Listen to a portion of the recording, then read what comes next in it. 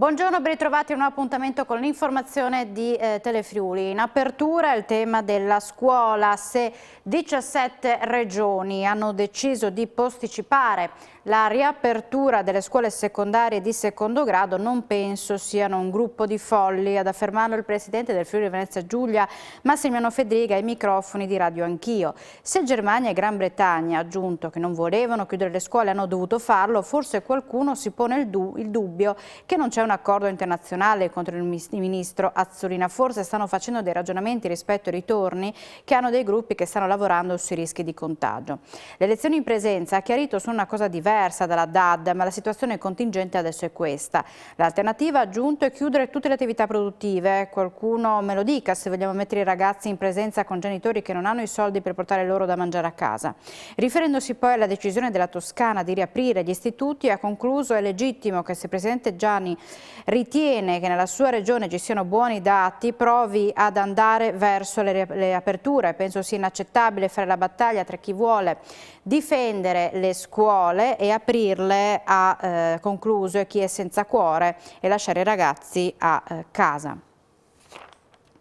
Chiederò ristori formativi per fare apprendimenti potenziati anche nel pomeriggio, per fare educazione all'affettività e incrementare l'aiuto psicologico. Ora bisogna intervenire, non di certo in estate. Ad annunciarlo la ministra Azzolina, intervistata da Rai 1 Mattina, spiegando che sulle vaccinazioni i docenti sono stati considerati categoria prioritaria, ma dopo i sanitari e gli anziani la scuola è un servizio pubblico essenziale, anche il personale ATA va vaccinato il prima possibile.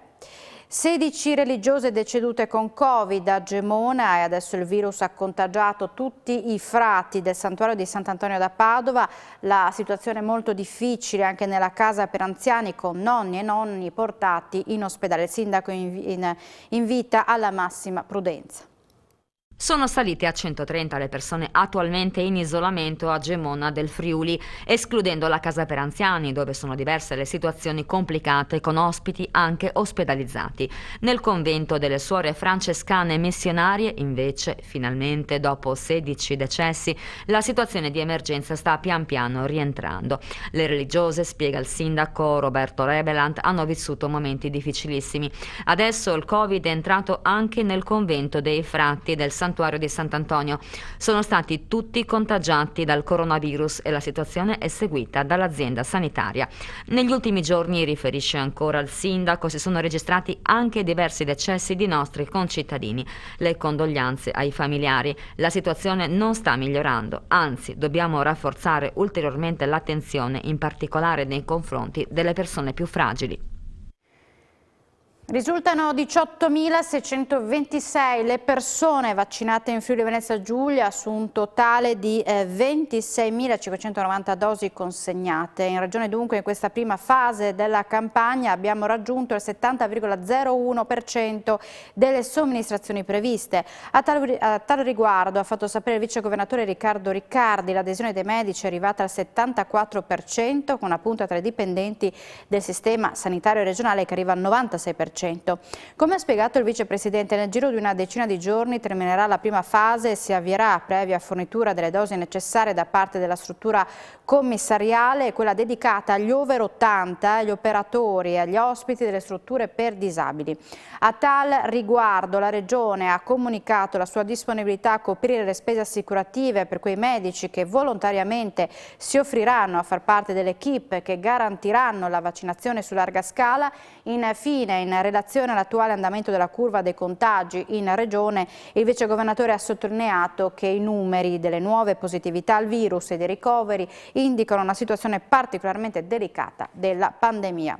Sono cominciati in questi giorni i controlli dei carabinieri del NAS di Udine nei supermercati del Friuli Venezia Giulia. Dopo le case di riposo, i militari del nucleo antisofisticazione e salute verificheranno il rispetto delle disposizioni anti-Covid nei negozi della piccola e grande distribuzione. Al via in questi giorni la nuova campagna di controlli dei carabinieri del NAS di Udine in tutto il Friuli Venezia Giulia nei supermercati. I punti vendita della grande e piccola distribuzione saranno monitorati per verificare il rispetto delle disposizioni anti-Covid.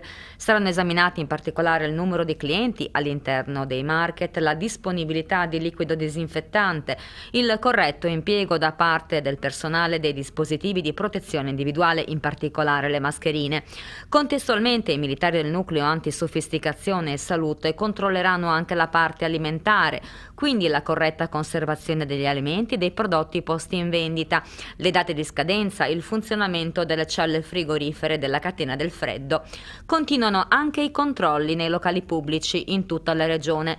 Alcune irregolarità sono state già riscontrate al momento in alcuni bar della provincia di Trieste, sempre per quanto attiene alle normative anti-Covid. La precedente campagna di controllo, in coordinamento con il Ministero della Salute, aveva visto impegnati i militari nel monitoraggio delle case di riposo ed RSA del Friuli Venezia Giulia. Continueranno anche nella giornata di oggi le operazioni di spegnimento e di messa in sicurezza dell'abitazione che ieri è stata distrutta da un violento rogo accidentale in via Florio a Cavalico di Tavagnacco. I vigili del fuoco del comando di Udine hanno lavorato tutta la notte. Sul posto sono rimaste 2 squadre. I danni sono molto ingenti, per fortuna nessun ferito. La famiglia che abitava in casa, una struttura quasi completamente in legno, è incolume. È stata accolta da parenti per la notte e per i prossimi giorni. 2 incidenti stradali si sono verificati nel tardo pomeriggio di ieri a Ruda e a Paolaro. In entrambi i casi si è trattato di fuoriuscite autonome. A Paolaro il conducente di una Fiat Punto, un uomo di 50 anni, ha perso il controllo della vettura, è stato accolto all'ospedale di Tolmezzo con ferite non gravi. A Ruda il conducente di una Fiat è finito contro la segnaletica stradale, non è rimasto ferito ma ha causato diversi danni ai cartelli della viabilità. In entrambi i casi sono intervenuti i vigili del fuoco, rilievi dei carabinieri e polizia locale. Nel 2019 è crollato il mercato dell'auto in regione. Il Confcommercio certifica che lo scorso anno le nuove immatricolazioni sono scese del 26%. Nell'anno del Covid il mercato dell'auto in Friuli Venezia Giulia è crollato. Nel 2019 le immatricolazioni sono scese di quasi 9.000 unità, pari a un meno 25,8% rispetto ai 12 mesi precedenti. A certificarlo è uno studio di Confcommercio. Dopo una ripresa tra fine estate e inizio autunno, con la campagna rottamazione, il calo di vendite è stato pesante. Nel complesso le nuove immatricolazioni sono passate da 33.729 a 25.033. Il Covid si è inserito accentuando la retromarcia che già si era manifestata nel 2018. Per quanto riguarda i territori, il calo è stato più vistoso a Pordenone, meno 27,9%, seguita da Udine, meno 26,2%, Trieste, meno 23,3% e Gorizia, meno 22,3%. Cresce però il mercato delle nuove tecnologie. L'ibrido vede un più 455% nel plug-in e un più 126,6% nel tradizionale, mentre l'elettrico è salito del 225%. Numeri importanti sottolinea Giorgio Sina, capogruppo regionale di Confcommercio Auto, Moto e Ricambi, che fanno sperare in un ulteriore incremento nel corso del 2021, ma credo che serviranno ancora alcuni anni perché l'elettrico possa incidere, aggiunge. Per il futuro Confcommercio auspica che con la reintroduzione degli incentivi l'inizio del 2021 possa segnare il ritorno a un lavoro almeno normale. Buone notizie invece sul fronte dell'RC Auto. L'osservatorio di Facile.it spiega che il lockdown ha limitato gli incidenti stradali in regione e per questo i premi assicurativi in Friuli Venezia Giulia sono calati a dicembre del 11,78% rispetto a fine 2018. I più fortunati sono gli automobilisti di Trieste, che hanno pagato in media quasi il 20% in meno. Quelli di Udine hanno avuto uno sconto del 12,61%, mentre quelli di Pordenone si sono dovuti accontentare di un meno 9,83%. Più sfortunati i goriziani, che hanno visto salire le tariffe del 3,31%. Il comparto turistico invernale soffre oggi alcuni miliardi di mancato fatturato e che rischia, a crisi epidemica finita, di non avere più la forza di rialzarsi. Per questo è necessario mettere in campo misure immediate e proporzionate per le imprese e per i lavoratori stagionali. Lo ribadiscono le regioni che di fronte all'annunciata ipotesi di un nuovo rinvio dell'apertura degli impianti di risalita si dicono disponibili da subito nella collaborazione istituzionale per trovare una soluzione condivisa e immediata. immediata. Chiediamo al governo, scrivono le regioni in una nota congiunta, di assumere un impegno serio nei confronti di questo settore, garantendo ristori certi, immediati e proporzionati alle perdite subite. Stabilita una data certa, sarà necessario dare continuità all'attività degli impianti di risalita nel rispetto delle limitazioni previste dalle linee guida del protocollo approvato dal CTS. La dinamica della diffusione del virus e quindi la suddivisione delle zone a colori determinerà le relative limitazioni in ordine alla mobilità delle persone piuttosto che al restringimento dei servizi.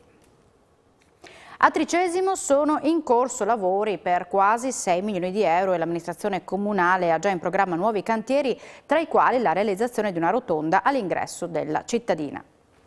Il Covid non ferma i lavori pubblici a Tricesimo, dove si sta approfittando dell'emergenza per la pandemia per realizzare e portare a termine diverse opere, contenendo i disagi creati generalmente dai cantieri. Il primo cantiere che è partito, consistente, è stato quello della ristrutturazione antisismica, l'adeguamento funzionale della casa di riposo, che comporta una spesa di circa 3 milioni e mezzo e che riguarderà tra l'altro una tempistica abbastanza di medio periodo, perché dureranno i lavori 2 anni e mezzo, e quindi è una cosa che si protrarrà fino al successivo mandato.